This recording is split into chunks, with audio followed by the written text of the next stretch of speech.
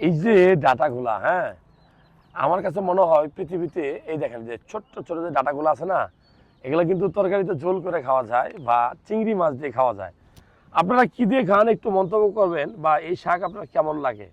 এটা আসলে তখন কথাবার্তা না বলে বলি এটা মিষ্টি কুমড়া শাক। কেন খাবেন? আপনার যদি পায়খানাটা কষা হয়, পায়খানাটা নরম করার জন্য ফাইবারযুক্ত খাবার খেতে বলি শাকসবজি, এই হলো তার মধ্যে অন্যতম। এটাতে আপনি আলু দিতে পারেন, এটার সাথে আরও অন্যান্য সবজি মিক্সড করে খেতে পারেন, তরকারি রান্না করতে পারেন, সরাসরি ভাজি করে খেতে পারেন।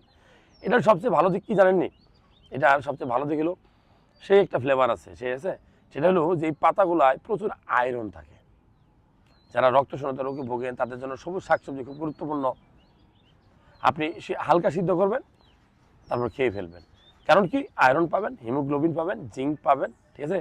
কারণ সবুজ শাকসবজি কিন্তু প্রচুর জিঙ্ক থাকে, ফলিক অ্যাসিড থাকে, আনস্যাচুরেটেড ফ্যাট থাকে, হ্যাঁ, ফাইবার থাকে। সো ভালো লাগলে শেয়ার করবেন।